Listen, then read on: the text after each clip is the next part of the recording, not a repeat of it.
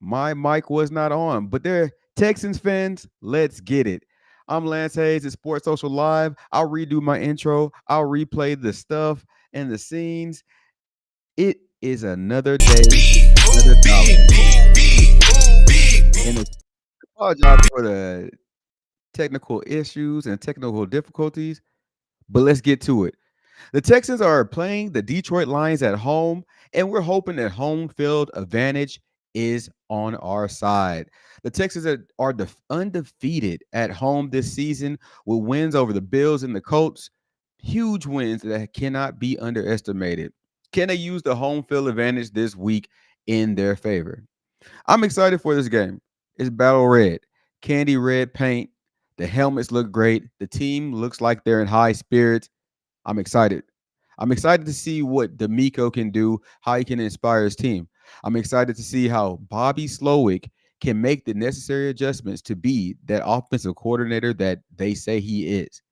This is a pivotal game for the Texans because you are going against another top team in the league. You played the Bills when they were in repair mode, they had no receivers. Now the Texans are going to play the Detroit Lions at home in Battle Red on Sunday Night Football. This is a good game for the Texans. It's a good game for them to see where they stack up, how they will line up against one of the top teams in the NFL. The Texans are going to this game, of course, with concerns. They have a few concerns, a lot of concerns. One being the offensive line. They have offensive line woes, and we are concerned about the offensive line. We are concerned to see who's going to play where on the offensive line. You're also going to be concerned because your quarterback, your franchise quarterback, is dealing with all of the issues from the offensive line. And that has been the story of the weeks. The impact of the offensive line on CJ Stroud has been a hard hitting storyline because you see and you have to acknowledge that CJ Stroud is going through some issues. He's throwing his helmet on the ground. He's frustrated. You can see it when he's interviewing. The Texans are going through some struggles, and a lot of it can be pinpointed to the offensive line.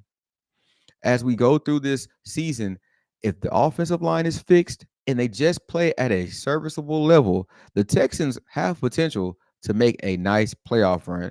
But until we see the Texans offensive line play at an average level, we will have concerns. Additionally, the Texans are in a place to where you have a impact running back, a dog in Joe Mixon. He's solid. He's able to make the plays, but he can't do everything behind the line of scrimmage. The Texans have to be prepared to support Joe Mixon, and it all starts at the snap and the offensive line. I'm excited to see how they're able to support Joe Mixon throughout this repair. Bobby Slowick had a couple more days to get the line in shape, get his scheming in shape, and to be able to assist the offensive line. You want to see who's going to replace Keen Green. You saw and hear a lot of mix-ups, possibilities at left guard. Who's going to play right tackle? Does Titus Howard go and play left guard, which I think is a good deal? Juice Scruggs, where does Juice Scruggs play? Does he go to left guard?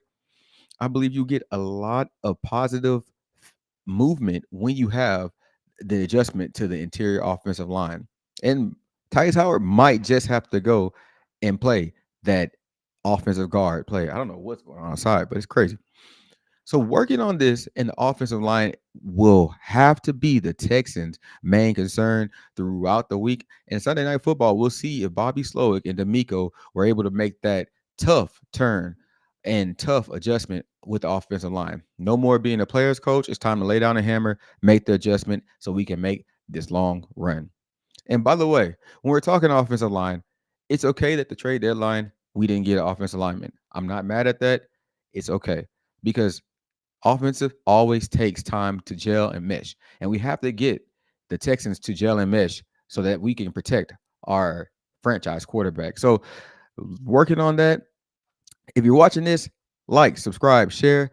Let's get active, man. Get active in the comments. The Texans are working on the offensive line woes.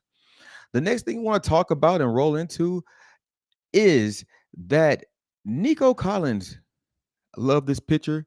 I love what's going on. Love the battle red here.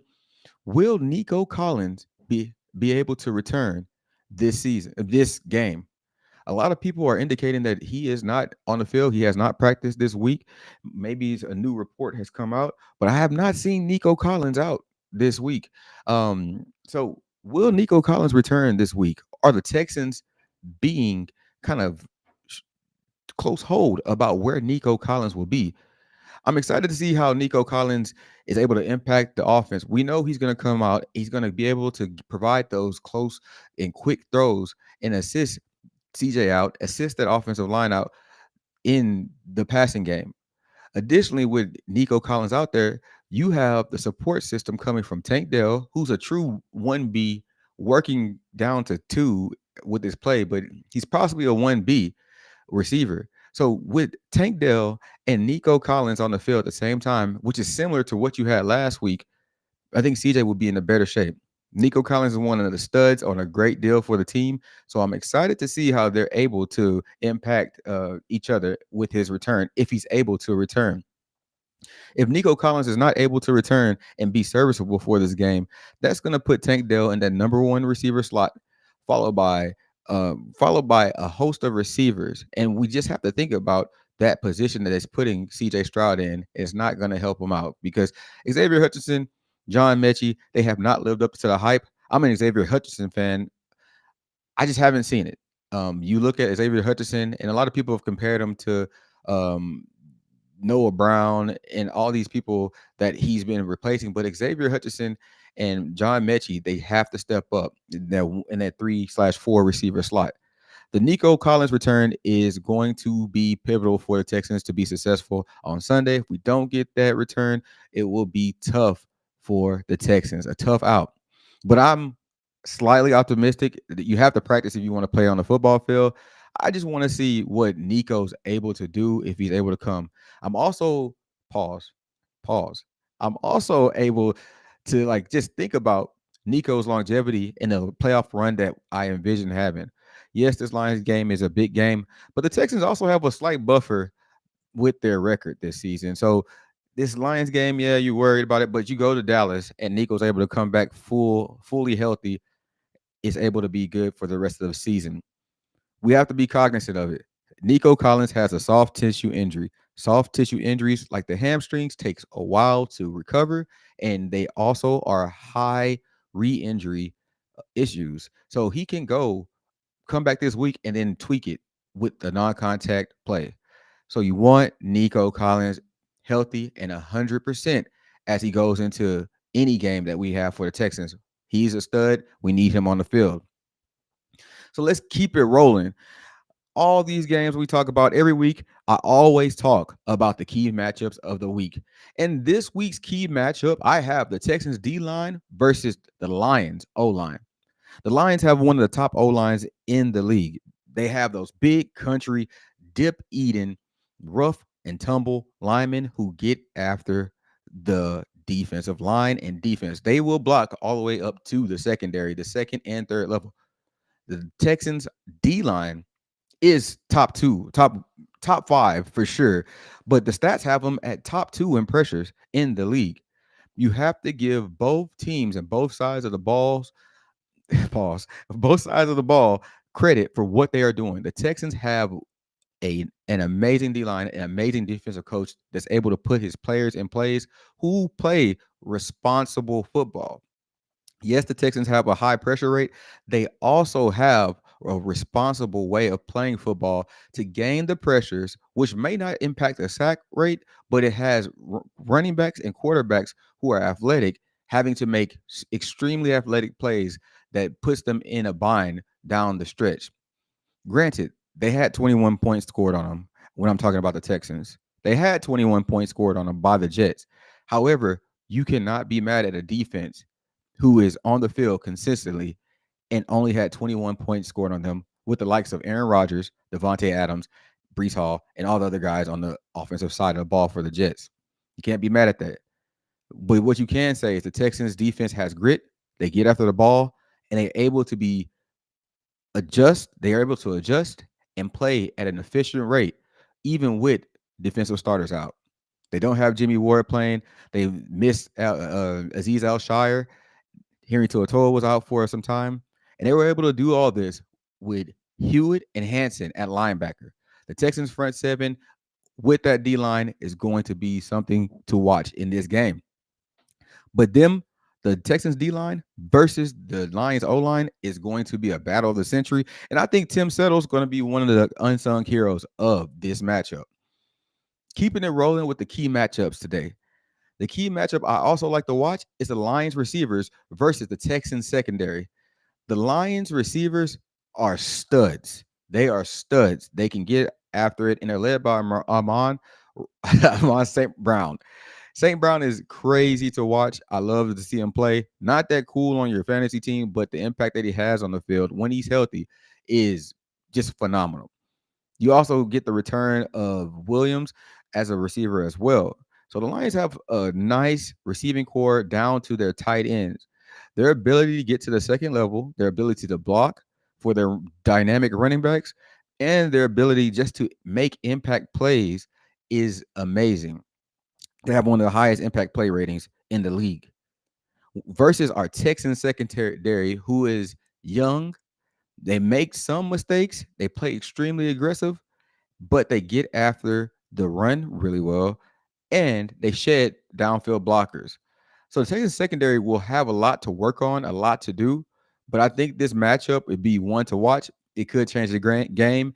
I expect an explosive play for the Lions. They have the receivers to make the explosive plays. They have the explosive quarterback to make the plays. So I expect one or two explosive plays for the Lions. But will the Texans secondary be able just to contain the Lions? I think a lot of it depends on the offensive side of the ball from the Houston Texans. Are they going to be able to sustain drives to keep the Lions off the field? That's going to be something to watch. I think a lot of people are thinking that the Lions are just this untouchable team, but the Texans have what it takes. If the offensive line of the Texans just plays a serviceable game. The Texans offensive line impacts every key matchup on the field because clearly that is the main sore spot for the Texans, as we can see from most of our games. So my two key matchups to watch: the Lions receivers versus the Texans secondary, and we're talking the Texans D line versus the Lions O line. Key matchups of the game. And as we get to come to a close, I like to talk about something that I love to see. I like when people make money with me. I don't have a betting link. I just do this for fun. I am the number one Texans global fan, and I post from all over the world. So let's talk about the betting. I want you to make money. I want you to be able to travel. Maybe we can hang out if you hit Japan. So clearly, you see the Texans betting lines -3.5. Lions are favored. It makes sense. I thought it would be a little bit more, 6.5, maybe 7, just based off of the Texans' recent play. But hey, it looks like Vegas knows something. They knew something about the Jets, so maybe they know something about this spread.